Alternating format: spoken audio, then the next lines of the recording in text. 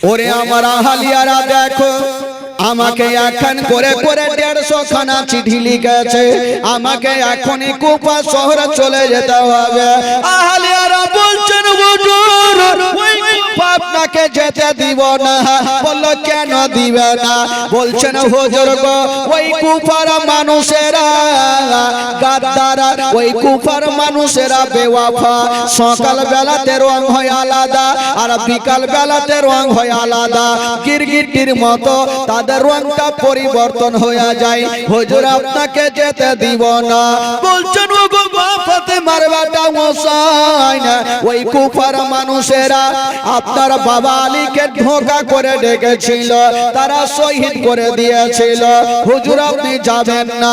ইমাম হোসেন বলেছিল ওরে আমার আহলিয়ারা, আজকে যদি আমি কুফা শহরে না যাই তবে কুফার মানুষেরা কাল হাসরের মাঠে আমার নানার সামনে তারা বলবে আপনার নাতিকে ডেকেছিলাম, আপনার নাতি আসেনি।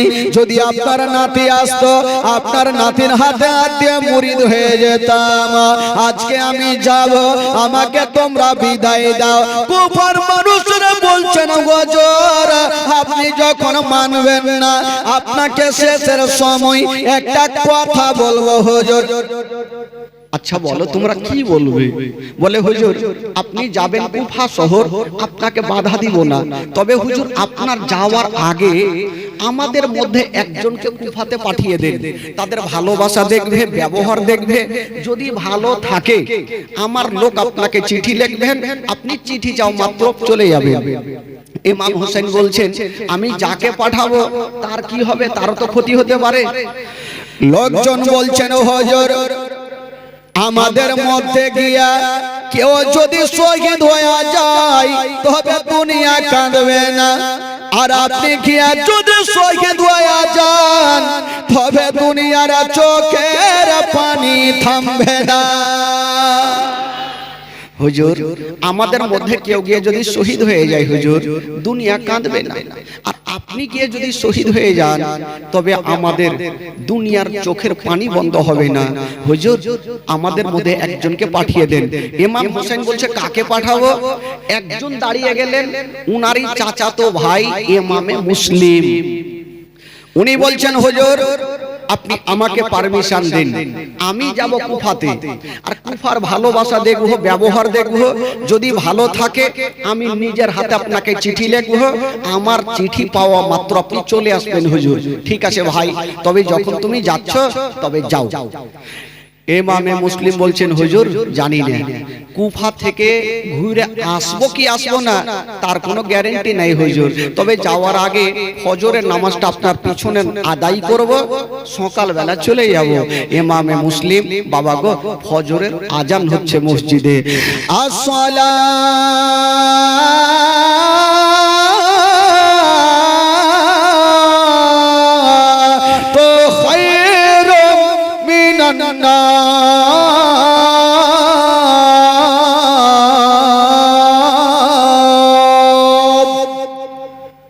আজান হইল, ইমামে মুসলিমের ঘুম ভাঙলো, নামাজ আদায় করলেন।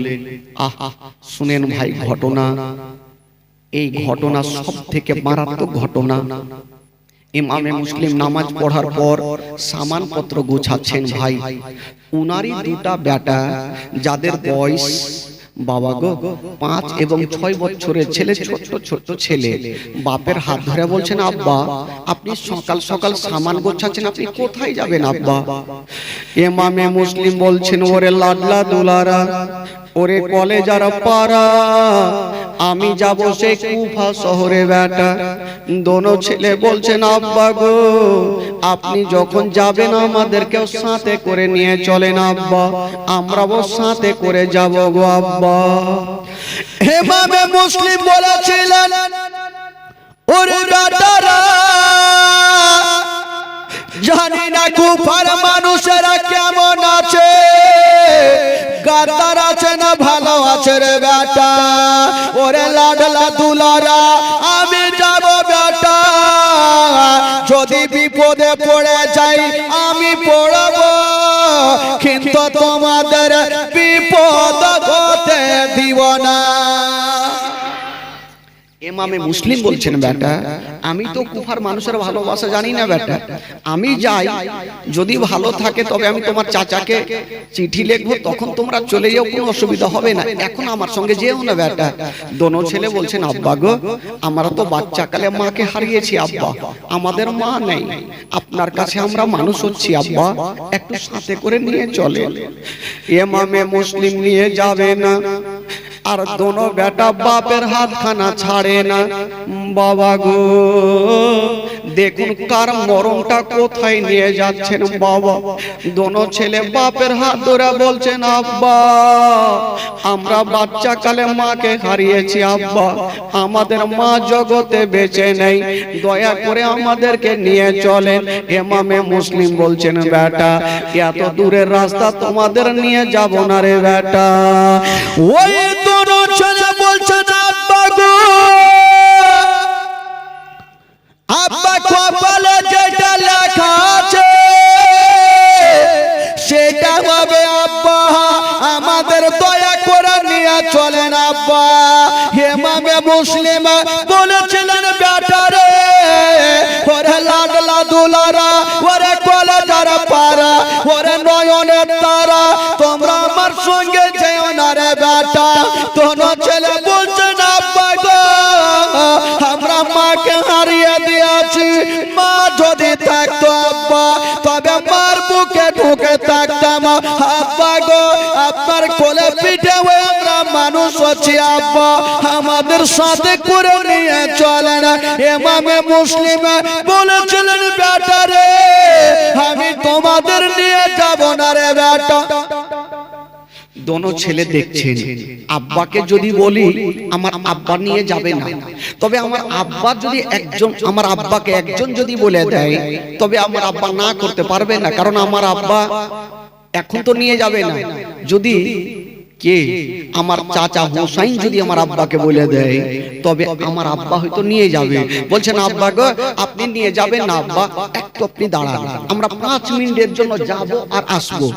হারে বেটা তোরা কোথায় যাবি আব্বা, একটু দাঁড়ান তো। দোনো বেটা গুটি গুটি পায়ে দৌড়াতে দৌড়াতে ইমাম হোসেনের সামনে গিয়ে দাঁড়িয়ে গেছেন। হায়রে চাঁদের মতো চেহারা, এত সুন্দর চেহারা। চাচার হাত ধরেছেন, চাচা চাচা গো আমার আব্বা কুফা শহর যাচ্ছে চাচা, আমার আব্বা নিয়ে যাই না, এত করে বললাম নিয়ে যাই না, একটু আমার আব্বাকে বলে দেন না চাচা। আরে বাবা তোরা যাবি? হ্যাঁ চাচা যাওয়ার জন্য তো আপনার কাছে আসলাম, একটু বলে দেন আব্বাকে। ঠিক আছে বাবা তোমার আব্বাকে বলে দিচ্ছি আমি। ও ভাই মুসলিম, ইমামে মুসলিম বুঝে গেল হয়তো আমার দোনো বেটা জানিয়ে দিয়েছে আমার হুজুরকে। হ্যাঁ হুজুর কি হলো? বলে ভাই মুসলিম এদিকে আসো। আচ্ছা তুমি যখন যাচ্ছ তো তোমার দুটা বেটাকে নিয়ে যাচ্ছ না কেন?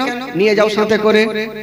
ইমামে মুসলিম বলছেন হুজুর কেমন করব জানি না, ওই কুফার মানুষের ব্যবহার আমি এখন পর্যন্ত জানি না, তবে যদি হুজুর যাই আমি বিপদে পড়ে যাব, আমার সাথে আমার দোনো বেটাও বিপদে পড়বে, উদ্ধার করার মতো কেউ থাকবে না হুজুর।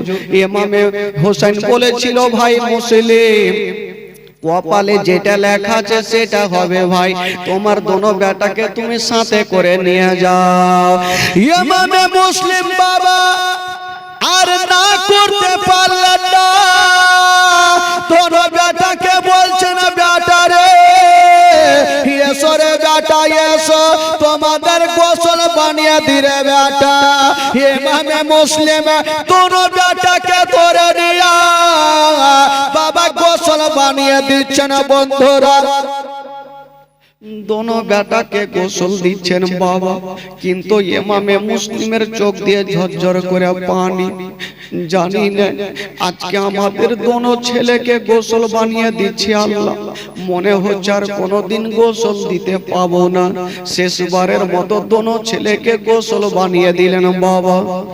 যেমন গোসল বানিয়ে দিয়েছেন বাবা, ইমামে মুসলিম দোনো বেটাকে উটের উপরে চাপিয়ে নিল।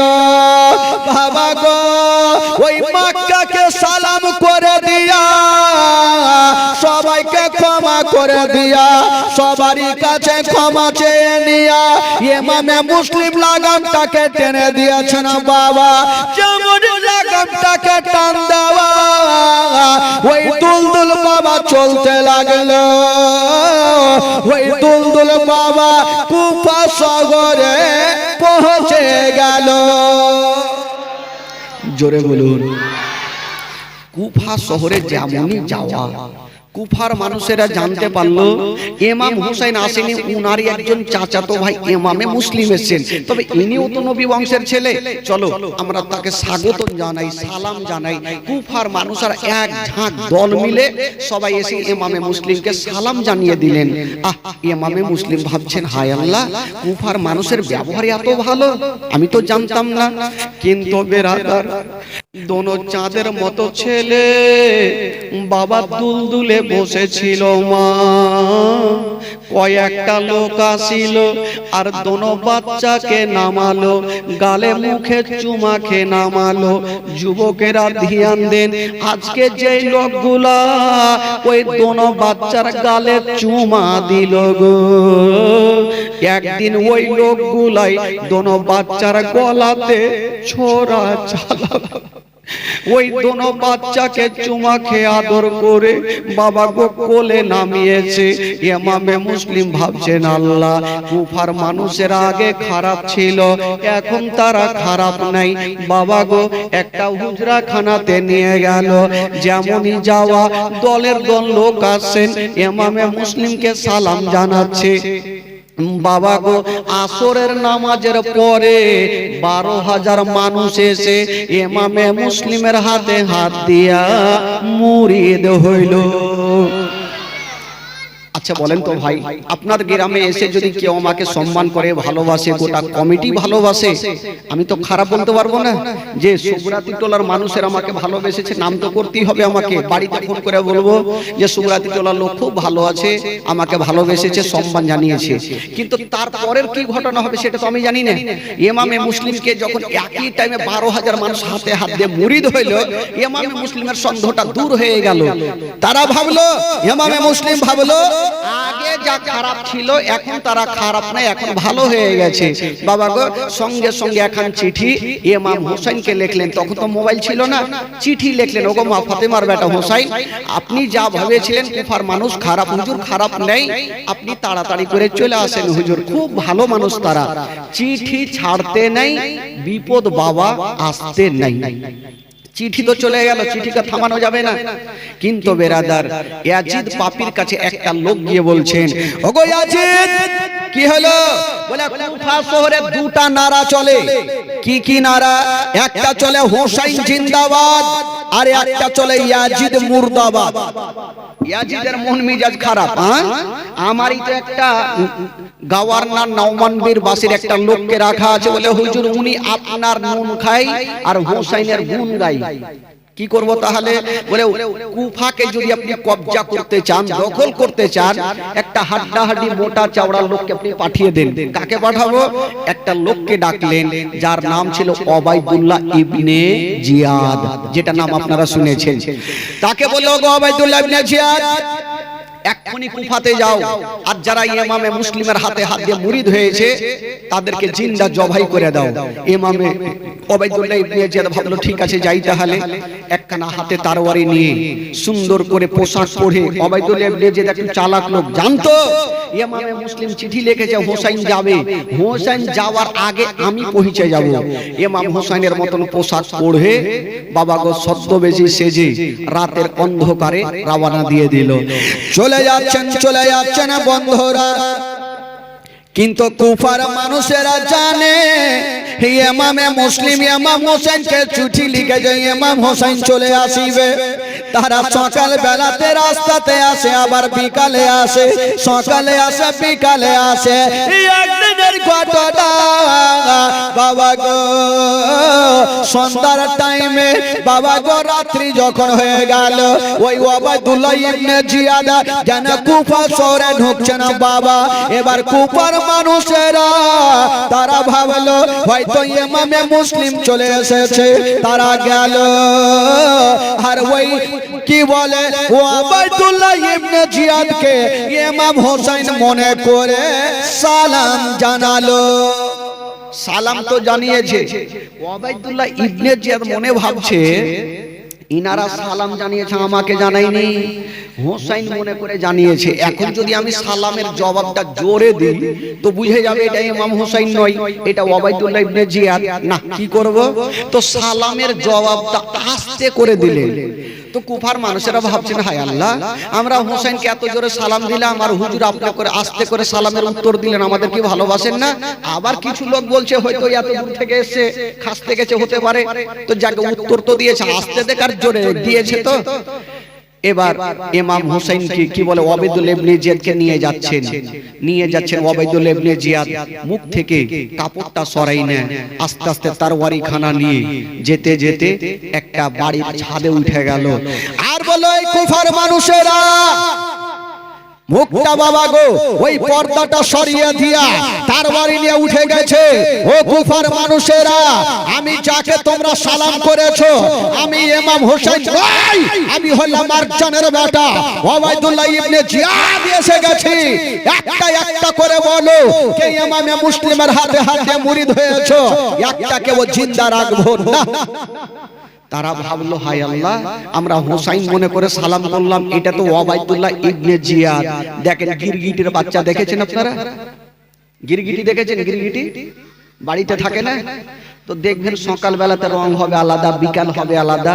ওই রকম তারা যখন ওবাইদুল্লাহ ইবনে জিয়াদ তরবারি নিয়ে দাঁড়িয়ে গেল, তো যত লোকজন ইমামে মুসলিমের হাতে 12,000 মানুষ মুরিদ হয়েছিল, একটা একটা করে সব মুরিদ ভাঙতে আরম্ভ করলো। এবার ওবাইদুল্লাহ ইবনে জিয়াদের সমস্ত লোককে কবজা করলো। ইমামে মুসলিম তখন কিন্তু সেই জায়গাতে ছিলেন না। ইমামে মুসলিম দোনো বেটাকে উনি যখন শুনতে পেলেন আমার দুশমন গোটা কুফা হয়ে গেল, দোনো বেটাকে কাজী সারা বলে একটা লোকের নাম, উনি নবীর প্রেম মোহব্বত ছিল, ওই দোনো বেটাকে রাখলেন। চাচা গো, হুজুর এক কাজ করেন, আমার যদি কিছু হয়ে যায় হুজুর, আমার দোনো বেটাকে আপনি একটু সহি সালামতে মদিনাতে পৌঁছে দিয়ে হুজুর, জানি না আমার দুশমন এখন কুফাতে হয়ে গেল। দোনো বাচ্চাকে রেখে দিলেন আর ইমামে মুসলিম এক পা দুই পা করে হানির বাড়িতে পৌঁছে গেল। ওবাইদুল্লাহ ইবনে জিয়াদ বলছেন, ওরে কুফার মানুষেরা শুনো, ইমামে মুসলিম কোথায় আছে তোমরা খুঁজে বের করো। ইমামে মুসলিমকে জিন্দা রাখবো না, আর কেউ যদি বাড়িতে জায়গা দাও তার বাড়ি ঘরকে জ্বালিয়ে দেওয়া হবে, তার বাড়ি ঘরকে আগুন দিয়ে পুড়িয়ে দেওয়া হবে। ইমামে মুসলিমকে কেউ রাখবে না ভাই। ইমামে মুসলিম হানির বাড়িতে ছিল, হানিকে অবশেষে ধরা হইল, হানিকে জেলখানাতে বন্দী করা হইল। ইমামে মুসলিম কি যে মন হইল, হানির বাড়ি থেকে বেরিয়ে কুফার জুমা মসজিদে চলে আসলো। আহ সুবহানাল্লাহ। যেমনই জুমা মসজিদে এসেছেন বাবার নামাজ পড়ার জন্য, বন্ধুগণ ভাই শুনেন, একটু দিলটা ফেটে যাবে। জীবনী কাকে বলে শুনেন বাবা। ইমামে মুসলিম নামাজ আদায় করেছেন আর 12,000 মানুষ ইমামে মুসলিমের পিছনে নামাজ পড়ছেন বাবা, জামাত চলছে।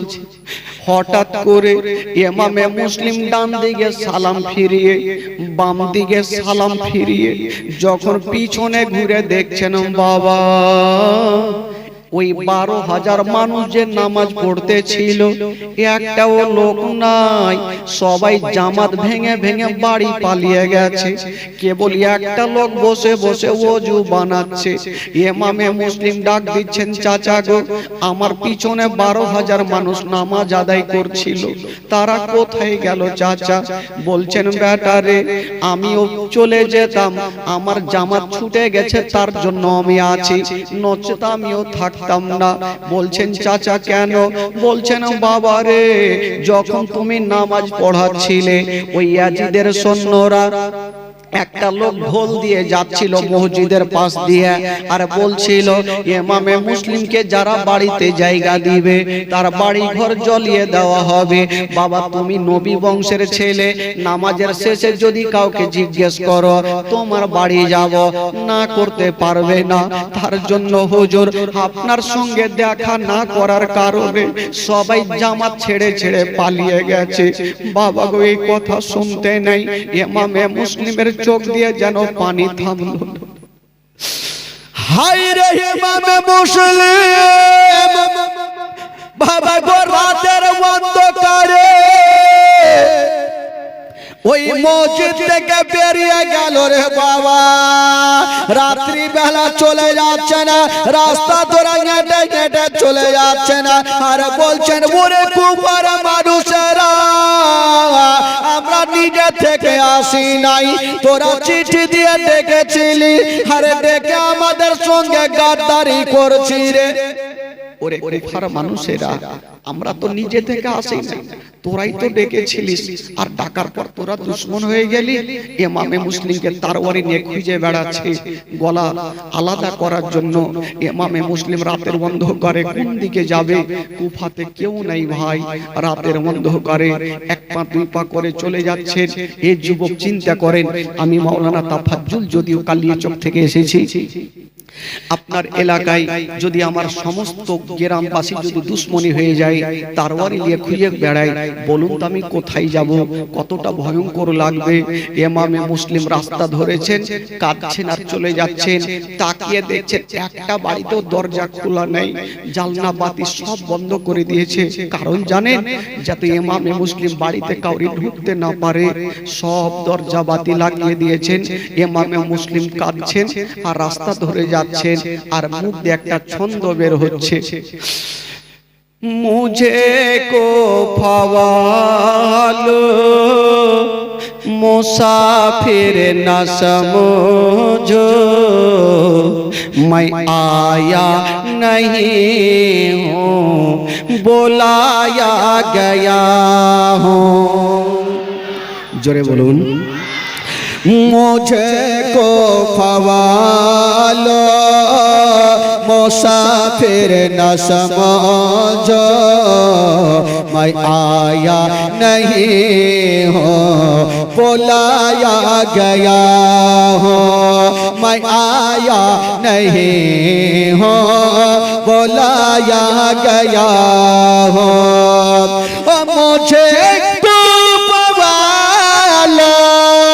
मुसाफिर न समझो, मैं आया नहीं हो बुलाया गया हो। एक मेहमान आकर सताया गया हो, एक मेहमान आकर सताया गया हो, मैं रोया नहीं हूँ रुलाया गया हो, मैं रोया नहीं हूँ रुलाया गया हो। ये माया कर सताया गया हो, मैं रोया नहीं हो रुलाया गया हो, मैं रोया नहीं हो रुलाया गया हो। बेहसते बड़े में मका बन रहा है, बेहसते बड़े में मका बन रहा है, मैं बेड़ा नहीं हूँ बसाया गया हो। जोरे बोलून, मैं बेड़ा नहीं हूँ बसाया गया हो। खीमा जलाया सामन लुटाया, खीमा जलाया सामन लुटाया, गुलशन को छोड़ा गुलस्ता भी छोड़ा। ओ जुगुकेरा শুনেন বাবা ঘটনা, কলেজা খানা পেটে যাবে, মা ইমামে মুসলিম কাঁদছে। রাস্তা ধরে চলে যাচ্ছেন, কাঁদছে আর চলে যাচ্ছেন, আল্লাহ আমি কোথায় যাব? চতুর্দিকে তাকিয়ে দেখছেন বাবা কোনো বাড়ি ঘর খোলা নাই, কোনো জানলা দরওয়াজা খোলা নেই। কেবল দূরে তাকিয়ে দেখছেন বাবা একটা জায়গাতে একটা লালটন জ্বলতেছিল। ইমামে মুসলিম ভাবছেন আল্লাহ ওই জায়গাতে লালটন জ্বলছে, একটু যাব আর রাতটা একটু থাকার জন্য ভিক্ষা চাই। বাবা গো নবী বংশের ছেলে ওই জায়গা লালটনটাকে লক্ষ্য করে বাবা চলে যাচ্ছে। যেমনই সেইখানে গিয়েছেন তাকিয়ে দেখছেন মা সেইখানে একটা বয়স্ক মা লালটনের পাশে বসে বসে যেন রাস্তার দিকে তাকিয়ে আছে আর চোখ দিয়ে যেন পানি ঝরছে। ইমামে মুসলিমকে চিনে না। ইমামে মুসলিম বলছেন মা গো গোটা কুফাতে সবাই জানলা দরজা বাতি বন্ধ করে দিয়েছে মা, কিন্তু তুমি কেন বসে আছো মা? মেয়েটা বলছেন বাবারে আল্লাহ আমাকে কয়েক বছর পরে একটা সন্তান দিয়েছে। আমার সন্তান প্রত্যেক দিন সন্ধ্যাতে বাড়ি আসে। আজকে প্রায় রাত্রি হয়ে গেল, আমার বেটা বাড়ি আসে না। আমি মা যতক্ষণ পর্যন্ত সন্তান আমার বুকে আসবে না আমি ততক্ষণ পর্যন্ত বাড়িতে যাব না। বাবা গো ওই মেয়েটার নাম কি ছিল? কিতাবে লিখছেন বাবা ওই মেয়েটার নাম হইল তুয়া বিবি। তুয়া বিবি বলছেন বাবা আমার সন্তান ইবনে জিয়াদের দরবারে চাকরি করে, যাকে দেখে ভয় উনারই কথা বলছেন, উনার বাড়িতে চাকরি করে, প্রত্যেকদিন তাড়াহুড়া করে সন্ধ্যাতে আসে। আজকে 7-8টা বেজে গেল, আমার বেটা আসেনি, তার জন্য বেটা আমি রাস্তাতে বসে আমার বেটার অপেক্ষা করছি। ইমামে মুসলিম কাঁদতে কাঁদতে বলছেন মা মা গো একটা কথা বলবো মা, আপনি তো বসে আছেন মা এক পিয়ালা পানি দিতে পারবেন? ওই মেয়েটা ভাবছেন আল্লাহ এই লোকটাকে চিনি না জানি না, এই রাত্রে বেলা আমার কাছে পানি কেন চাইছে? যখন চেয়েছে তো না করব না। ঠিক আছে বাবা একটু দাঁড়াও, আমি ঘরে গিয়ে তোমার জন্য পানি আনছি। একটু লক্ষ্য করেন ভাই ঘটনা কোন দিকে যাচ্ছেন। ওই মেয়েটা তুয়া বিবি ভিতরে গেল আর এক লোটা পানি এনে ইমামে মুসলিমকে দিলেন। ইমামে মুসলিম পানি খানা নিয়ে পান করলেন আর লোটাটা ফেরত দিচ্ছেন, মা আপনার লোটা নেন। মেয়েটা লোটা নিয়ে ঘরে গেল, আবার রেখে এসে দেখছেন ইমামে মুসলিম এখন পর্যন্ত দাঁড়িয়ে আছে। মেয়েটা বলছেন আরে বাবা তুমি পানি চাইলে পানি দিলাম, এবার তুমি বাড়ি যাও। এই কথা যেমনই বলতেন ইমামে মুসলিম হাউমাউ করে কাঁদতে লাগলো, মা গো আজকে যদি আমার বাড়ি থাকতো মা তবে রাতের অন্ধকারে তোমার কাছে পানি চেয়ে আমি খেতাম না মা, আমি নিজের বাড়িতে পানি পান করতাম মা, তোমার কাছে চাইতাম না মা। আরে বাবা তুমি কে বলো? ইমামে মুসলিম বলেছিলেন মা গো যার কারণে গোটা কুফা শহরে জালনা বাতি বন্ধ করে দিয়েছে মা, আমি বললাম সেই নবী বংশের ছেলে ইমামে মুসলিম। ওই মেয়েটা মাথায় হাত দিয়ে আল্লাহ এটা তো নবী বংশের ছেলে। ওই মেয়েটার ব্যবহার কত সুন্দর ছিল। ওই তুয়া বিবিকে ইমামে মুসলিম বলছেন মা গো তোমাকে একটা কথা বলবো মা, আজকে তুমি আমাকে পানি পান করিয়েছো মা, তবে তোমাকে একটা কথা বলে দিই মা, আজকে তোমাকে টাকা দিতে পারবো না, পয়সা দিতে পারবো না মা গো।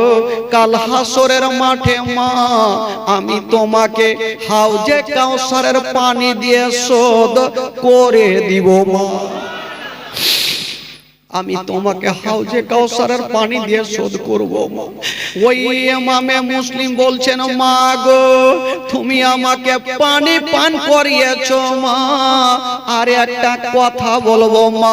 বলছে বেটা বলো তুমি কি বলবে?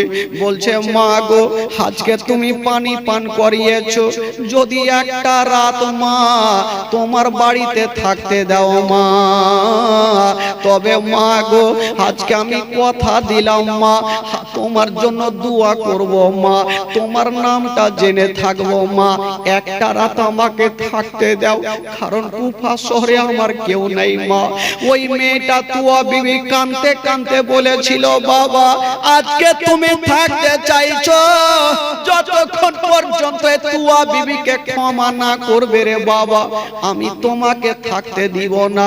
ইমামে মুসলিম বলছেন, মা গো তুমি তো কোনো অন্যায় করনি মা, কেন তোমাকে ক্ষমা চাইছো আমার কাছে? মেয়েটা বলছেন, বাবা রে আমি একটা বিশাল বড় অন্যায় করে ফেলেছি রে বাবা, এই ভুলের হয়তো ক্ষমা নেই। বলছে কি ক্ষমা মা চাইছো? বলছেন, বাবা রে কাল হাসরের মাঠে আমার নবীর সামনে এই কথাটা বলিও না যে তুয়া বিবি আমাকে চিনতে পারেনি, রাতের অন্ধকারে চিনতে পারেনি। বাবা এই কথা যদি বলে দাও তবে নবী নারাজ হয়ে যাবে যে তুয়া বিবি নবী বংশের ছেলেকে চিনতে পারেনি। বাবা তুমি আমাকে ক্ষমা করো, আমি তোমাকে ঘরে নিয়ে যাব। ইমামে মুসলিম কাঁদতে কাঁদতে বলেছিল, মা আমি জানি মা এই কুফা শহরে আমার কেউ নেই মা, আজকে তুমি আমাকে বেটা বলে ডেকেছো মা, তবে মা আমি কথা দিলাম তোমার নামটা আমি মনে রাখলাম মা, কাল হাসরের মাঠে মা যখন আমি জান্নাতে যাব মা, তোমার নাম ধরে ডেকেও মা আমি তোমাকে জান্নাতে নিয়ে যাব মা। মা তুমি চিন্তা করো না। ওই তুয়া বিবির সঙ্গে সঙ্গে ইমামে মুসলিমকে বলছেন, বাবা রে চলো তুমি আমার ঘরে চলো, আমি কথা দিলাম বাবা আমার ঘরে তোমাকে আদর যত্ন করব। ওই তুয়া বিবি, বাবা গো এত সুন্দর মেয়েটা ব্যবহার, ওই তুয়া বিবি ভাবছে আজকাল বাইতের ছেলেদের যদি আমি খুশি করে দিই তবে আমার নবী খুশি হবে, আর নবী যদি খুশি হয় আমার আল্লাহ খুশি হয়ে যাবে, আর আল্লাহ যদি খুশি হয় তবে জান্নাত গ্যারান্টি হবে। জোরে বলুন। ওই মেয়েটা ইমামে মুসলিমকে বলছেন, বাবা তোমাকে কাঁদতে হবে না, চলো আমার বাড়িতে চলো। মেয়েটা তো ভালো, ইমামে মুসলিমকে ঘরে নিয়ে গেল, একটা ভালো করে বিছানা তৈরি করলেন। কিন্তু বেরাদার একটু লক্ষ্য করছেন, মেয়েটার নাম হলো তুয়া বিবি, তার বেটার নাম হলো বেলাল। ওই বেলাল ইবনে জিয়াদের বাড়িতে চাকরি করে। উনি যখন ইমামে মুসলিম বলেছে, ইবনে জিয়াদ বলেছে ইমামে মুসলিমকে যে খুঁজে দিবে তাকে প্রচুর টাকা দিব, তো ওই বেলালও খোঁজার জন্য বেরিয়েছেন ইমামে মুসলিমকে। তো বেলাল সঙ্গে সঙ্গে বাড়ি ঢুকলো, বলছে মা মা গো তাড়াতাড়ি করে আমাকে খাবার দেন মা, আমি এখন ঘুমাবো, সকাল বেলাতে আমি তাড়াতাড়ি কাজে যাব। কেন রে বেটা? ইমামে মুসলিম এই গ্রামে আছে নাকি, তাকে খোঁজার জন্য বের হবো মা। মা ভাবছেন, হায় আল্লাহ আমার বেটার মাথায় শয়তানি চেপে গেছে, নবী বংশের ছেলে তো আমার বাড়িতেই আছে, আল্লাহ যেন দেখতে না পায়। ইমামে মুসলিম একটা ভালো কি বলে ভিআইপি বিছানা দিয়েছেন, বাইরে থেকে সুন্দর করে লক করে রেখেছে, আমার বেটা যেন দেখতে না পায় আমার বাড়িতে নবী বংশের ছেলে আছে। তবে বেরাদারি ওই বেলাল আস্তে করে বিছানাতে শুয়ে গেছে, এখন পর্যন্ত ঘুমটা আসেনি। যেখানে বাঘের ভয় হয় সেইখানে বাঘের সঙ্গে দেখা হয়, ঘুমটা আসেনি। ওইদিকে তুয়া বিবি ভাবছেন, আল্লাহ নবী বংশের ছেলে আমার বাড়িতে আছে, কখন পানির দরকার হবে, কখন খাবারের দরকার হবে, বারবার করে উঠে আর ওই গেটের কাছে যায়, আবার নিজের ঘরে আসে, আবার গেটের কাছে যায়, আবার নিজের ঘরে আসে। এ যাওয়া আসা দেখে বেলালের মনে সন্দেহ হয়ে গেল। বেলাল বলছে, মা গো তুমি প্রত্যেক দিন কোনদিন উঠে রাত্রে উঠে ওই ঘরে যাও না, আজকে বারবার উঠে ওইখানে কেন যাচ্ছ মা? কে আছে? আরে বেটা তুই ঘুমা তো, একটু ঘুমা না মা, একটু বলো না কে ওই ঘরে আছে, একটু বলো মা। মা ভাবছেন, আল্লাহ এখন যদি বলে দিই তবে আমার বেটা ইবনে জিয়াদকে খবরটা জানিয়ে দিবে। তখন মা বলছে, বেটা রে আমি তোমাকে বলবো বেটা, তবে তবে তুমি আমার একমাত্র সন্তান, আমার মাথায় হাত দিয়ে কসম খাও বেটা, আমার বাড়িতে যিনি আছে এই কথা তুমি কাউকে বলবে না। ওই বেলাল বলেছিলেন মা গো আমি কথা দিলাম মা, আমার বাড়িতে যে আছে মা এই কথাটা কাউকে বলবো না, তুমি দেখিয়ে দাও মা।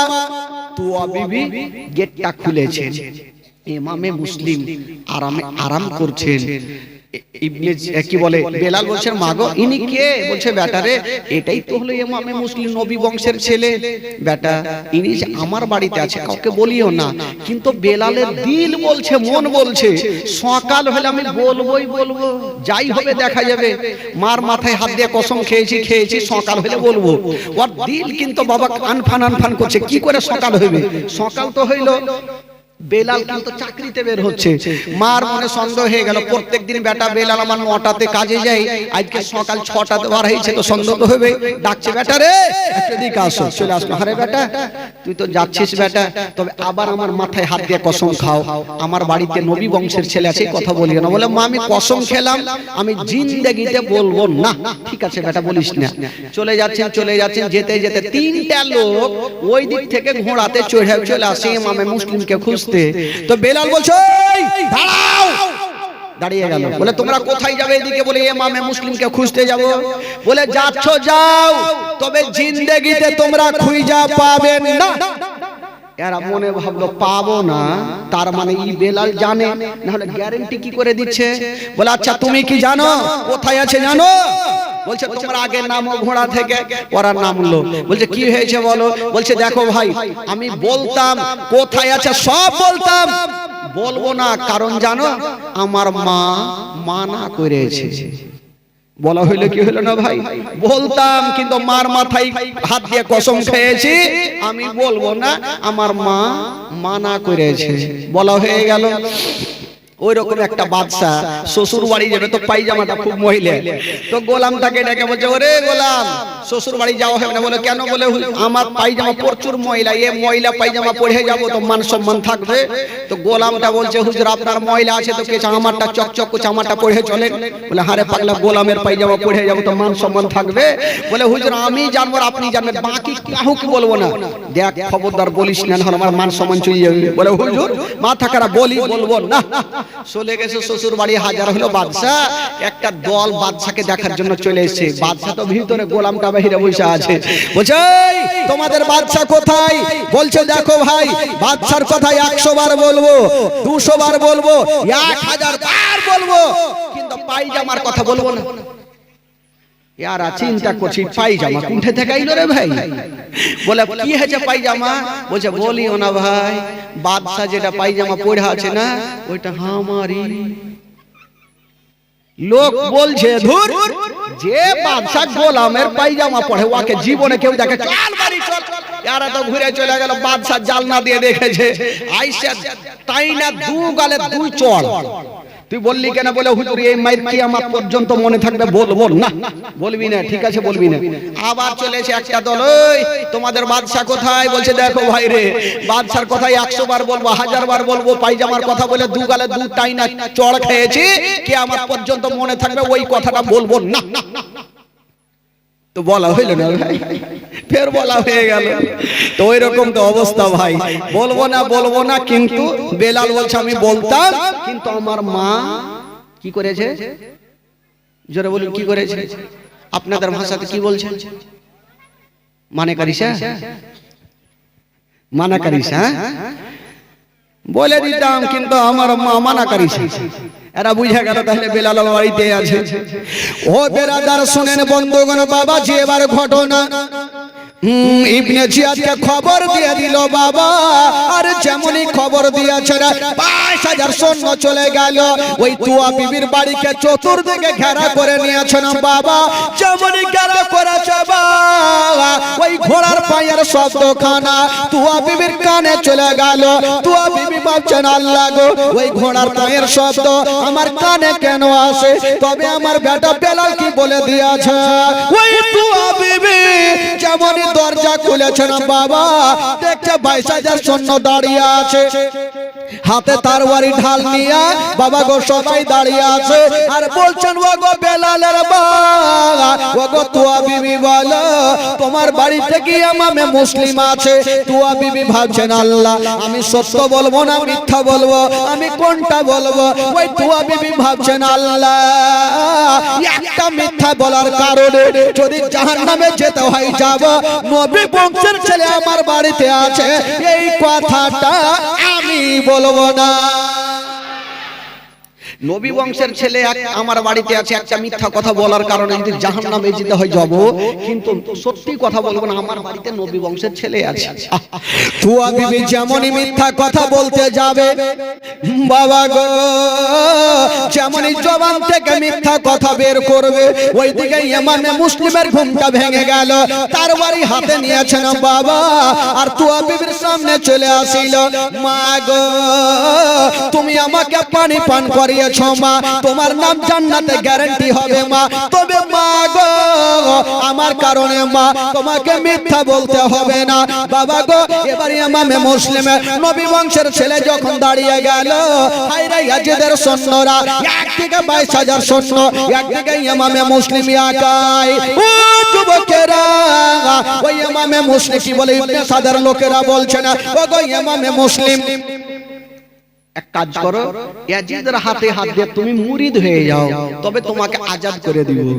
ইমামে মুসলিম বলেছিল ওরে ইয়াজিদের সৈন্যরা আমি জান দিয়ে দেব জীবন দিয়ে দেব কিন্তু ঈমান যেতে দিব না। ও যুবকেরা কথা বলতে নাই বাবা, যুদ্ধ শুরু হয়ে গেল। ইমামে মুসলিমের হাতে ছিল তরবারি খানা, বাবা কাজে লাগিয়ে দিল, যেই দিকে চালিয়ে দেয় 2-4টা কেটে জাহান্নামে পড়ে যায়। তবে বন্ধুগণ বাবা যার শরীরে নবী বংশের রক্ত আছে গো তার সামনে কেউ মোকাবিলাতে টিকতে পারে না। যার শরীরে নবী বংশের রক্ত আছে তার সামনে কেউ টিকতে পারে না, যত আসে সবাইকে জাহান্নামে পৌঁছে দেয়। তো লোকজন বলল গো ইমামে মুসলিম একটু দাঁড়িয়ে যান, নিজের মধ্যে আমরা যুদ্ধ করব না, একটু দাঁড়িয়ে যান। এক কাজ করেন আপনি ইবনে জিয়াদের কাছে চলেন, ওখানে কি একটা বিচার হবে, যেটা রায় হবে আপনাকে মানতে হবে। বলে ঠিক আছে চলো। ইমামে মুসলিম যাওয়ার জন্য দুলদুলে চেপেছেন বাবা, কিন্তু বেরাদার একটা লোক দুশমন দুরাচার পিছন থেকে গেল আর ইমামে মুসলিমের তরবারি খানা বাবা পিছন থেকে টান দিয়ে দিল, তরবারি খানা নিয়ে নিল। যেমনই তরবারি খানা নিয়েছে ইমামে মুসলিমের জবান থেকে বেরিয়ে গেল ইন্না লিল্লাহি ওয়া ইন্না ইলাইহি রাজিউন। ওই লোকজন বলছেন ওগো ইমামে মুসলিম মানুষ যখন মারা যায় তখন এই দোয়াটা পড়ে, আপনি কেন এখন পড়লেন? ইমামে মুসলিম বলছে শোনো গো আমার তরবারি খানা যতক্ষণ আমার কাছে ছিল আমার জান ছিল, তরবারি খানা নাই তাহলে আমি আর বেশিক্ষণ বাঁচব না। ওই ইমামে মুসলিমকে বাবা নিয়ে যাওয়া হলো ইবনে সাদের কাছে। ইবনে সাদ বলল ও গো ইমামে মুসলিম এক কাজ করো তুমি ইয়াজিদের হাতে হাতে মুরিদ হয়ে যাও। ইমামে মুসলিমের জবান থেকে একটা কথা বেরিয়েছিল, আরে গোলাম মানে মুস্তাফা চাঁদ देने से नहीं डरते सरकट जाए रह जाए कोई परवाह नहीं करते। जोरे बोलुन আমি জান দিয়ে দেব ইয়াজিদের হাতে, ঈমান দিব না। এক কাজ করো ইবনে সাদ বলল এই ইমামে মুসলিমকে রাতের বেলাতে কিছু করব না, জেলে ভর্তি করে দাও, বন্দী করে দাও। রাতের অন্ধকারে ইমামে মুসলিমকে জেলখানাতে বন্দী করে দিয়েছেন বাবা। সুবহানাল্লাহ। যখন জেলখানায় বন্দী করে দেওয়া হইল ইমামে মুসলিম জেলের মধ্যে বাবা গো রাত্রি 12টায় জেলের মধ্যে নামাজ আদায় করবে, কিন্তু বেরাদার বন্ধুরা ইমামে মুসলিম কাঁদছেন আল্লাহ সকাল হইলে হয়তো আমার গলাটা আলাদা করে দিবে, কিন্তু আল্লাহ গো আমার মরণের কোনো চিন্তা নাই। আমার দোনো বেটা যদি আমার ইন্তিকাল হয়ে যায় আমার দোনো বেটা কেমন করে মদিনা যাবে? মা গো ছোট ছোট ছেলের কথা শুনলে মা কলেজা পর্যন্ত ফেটে যাবে। ওই ইমামে মুসলিম দোনো বেটার কথা মনে পড়ে গেল। আল্লাহ, যার মা জগতে বেঁচে নাই, আমার বেটারা কাজী সারহার বাড়িতে আছে। আল্লাহ গো, যদি আমার কিছু হয়ে যায়, আমার দোনো বেটা কেমন করে মদিনা যাবে? যখন শুনতে পাবে তার আব্বা জগতে বেঁচে নেই, দোনো বেটা হয়তো হার্ট ফেল করে মারা যাবে। ওই ইমামে মুসলিম রাতের বেলাতে ছেলের মধ্যে টুকরে টুকরে কাঁদছেন বাবা, শুধু সেটার জন্য না। হায়রে ইমামে মুসলিম শুধু দোনো বেটার জন্য কান্দে না, আরো কাঁদছে কেন? ওই যে ইমামে হোসেনকে চিঠিখানা লিখেছেন, ওই তার জন্য আরো কাঁদছেন। আল্লাহ জানি না, হুজুর যখন চিঠি পাবে তখন হুজুর চলে আসবে কুফাতে। আমার সঙ্গে যেমন বেওয়াফা করলো, হুজুরের সঙ্গেও বেওয়াফা করবে। ইমামে মুসলিম কাঁদতে কাঁদতে সারা রাত পার হয়ে গেল, জেলের মধ্যে ঘুমটা হয় না। কাঁদতে কাঁদতে সকাল হয়ে গেল। ইবনে সাদ অর্ডার দিল, যাও ইমামে মুসলিমকে ধরে আনো। নিয়ে আসা হইল, পেটে দানা নাই, পানি নাই। মা ইমামে মুসলিমকে বললো, এক কাজ করো, ইয়াজিদের হাতে হাত দিয়ে তুমি মুরিদ হয়ে যাও, তবে তোমাকে ছেড়ে দিব। ইমামে মুসলিমের কেমন মোহাব্বত ভালোবাসা ছিল, বলছে আমি জান দিয়ে দেব, কিন্তু ঈমান দিব না।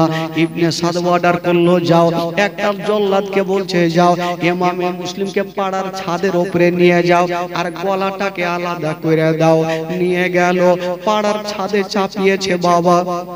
ইমামে মুসলিমকে বললো, এক কাজ করো, এবার তুমি তৈরি হয়ে যাও, এখনই তার ওয়ারি চালাবো। ইমামে মুসলিম একবার ওপর দিকে দেখছেন বাবা, আর বলছেন, আল্লাহ আমার মরণের কোনো ভয় নাই আল্লাহ, কিন্তু যার বাপ নাই ওই সন্তান সারা জীবনের মতো ইয়াতিম হয়ে যাবে। আল্লাহ গো, আমি তো দুনিয়া থেকে বিদায় নিয়ে চলে যাব, আমার দোনো বেটা কেমন করে মদিনা যাবে? আমি মদিনা যেতে পারলাম না, আমার দোনো বেটা কেমন করে যাবে আল্লাহ? ইমামে মুসলিম যেন কাঁদছে, আর তরবারি নিয়ে দুশমন দাঁড়িয়ে আছে। ও অর্ডার হয়ে গেল, বাবা গো এত জোরে তরবারি চালালো মা, ওই তরবারি খানা ইমামে মুসলিমের গলাতে পড়ে গেছে। একদিকে মাথা গেল, একদিকে বডি গেল। সকলে পড়ুন, ইন্না লিল্লাহি ওয়া ইন্না ইলাইহি রাজিউন। ইমামে মুসলিম দুনিয়াটা ছেড়ে বিদায় নিয়ে গেল। এবার বেরাদার ইবনে সাদ কত খুশি হইল, খুশি হয়ে গেল, আমার পথের কাঁটা এবার সরে গেছে। একটা লোক এসে বলছে, না ও গো ইবনে সাদ, খুশি হয়ো না, সাপকে যদি মারতে হয় তবে সাপের বাচ্চাকেও মারতে হবে, যদি না মারো ওই বাচ্চাটা বড় হবে, আপনাকে ফনা তুলবে। বলল, কি হয়েছে বলো? বলে, ইমামে মুসলিম একাই আসেনি, উনার সঙ্গে উনার দোনো বেটা এসেছিল, যাদের বয়স হলো 5-6 বছরের ছেলে, তাদেরকে ধরে আনো আর তাদেরকে জবাই করে দাও। যেই লোকগুলা ওই দুই বাচ্চার গলাতে মুখে গালে চুমা দিয়েছিল, ওই লোকগুলা ওই দোনো বাচ্চাকে খোঁজার জন্য বেরিয়ে গেল। বাবা গো, দোনো বাচ্চা কাজী সারার বাড়িতে শুয়ে আছে, জানে না তার আব্বা সারা জীবনের মতো চলে গেছে। যেই লোকটার বাড়িতে ছিল ওই লোকটা জানতে পারলো ইমামে মুসলিম জগতে বেঁচে নাই, এখন দুটা বাচ্চাকে জবাই করবে। ওই লোকটা দুটা বাচ্চার পাশে গিয়েছেন, দেখছে সূর্যের মতো চেহারা, চাঁদের মতো চেহারা, এক অপরের গলা ধরে বাচ্চাগুলা শুয়ে আছে। হাই রে চেহারা! ওই ইমাম ওই কি বলে, ওই লোকটা বলছেন, আল্লাহ, কাজী সারা বলছেন, আল্লাহ গো, কেমন করে দুটা বাচ্চাকে জাগাবো আর কেমন করে বলবো তোমার আব্বা জগতে বেঁচে নাই? ওই কাজী সারা বাচ্চাগুলোর পাশে দাঁড়িয়ে আছেন বন্ধুরা, এত সুন্দর চেহারা, মা গো কলেজে কাটা পেটে যাবে মা। ওই বাচ্চাগুলো শুয়ে আছে বন্ধুরা, এক অপরের বুকে ধরে শুয়ে আছে।